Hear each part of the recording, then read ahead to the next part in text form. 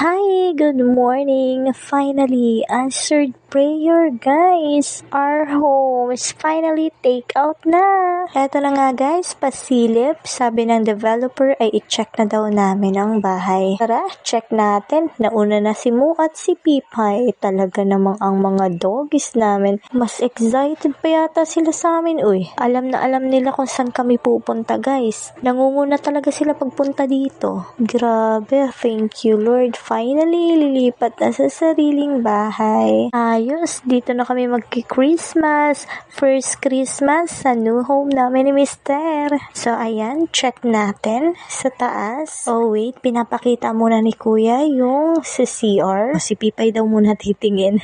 Ayan, so far, okay naman siya.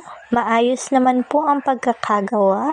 Konting design na lang to. Kayang-kaya ko na tong pagandahin palalo. Ayan, tapos akyat naman tayo sa second floor. Feeling ko nauna na si Mo at si Pipay sa taas, guys. Ayan, ayos naman ang pagkakagawa ng mga hagdan. O, diba? Nandito na agad si Mo at si Pipay. Ine-inspect na nila ang mga kwarto. Ayan, 3 yung kwarto. Check natin isa-isa. Ayan, this is the first one. The first bedroom. Okay, the second one ay ito.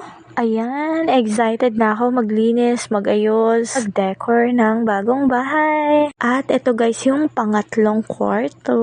Pinakamalaki yung pangatlong kwarto. So, dito yung double deck para sa mga kapatid ko. Tuwing rest day lang naman sila nandito. Tapos, ito yung service area sa labas. Doon nga ni Mr. isa-set up ang kanyang crayfish grow out pond. So, ayan. So far, ready na po kaming lumipat. By the end of this month, ay makakalipat na kami. Pero sana napatiles muna namin yung sa baba, no? Pero kaya lang, sayang naman kasi nagre-rent pa kami ngayon eh. So, gamit na namin yung advance and deposit kasi lilipat na kami. Pero, bago ang lahat, papakabitan pa nga pala namin to ng tubig at kuryente. At syempre, ipapamove din yung internet. At ayan, gusto ko yung space na yan malapit sa banyo. Okay na.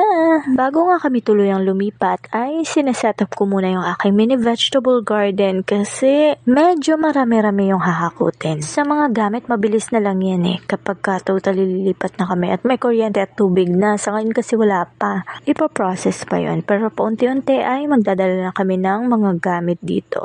And meron din siyang pagganito sa ilalim ng hagdan na stock room ba. Yarn. Ayos guys, at feel at home ng aming mga dogs. O diba, ang sarap na ng lupagi ni Pipay at ni Mo. Ma? O siya, hanggang dito na muna guys. That's it for today's video. Thank you for watching. Bye! Lumapit sa daddy. Daddy, kailan tayo dito titira? Lipat na tayo mo? Lilipat ng pala si Momo.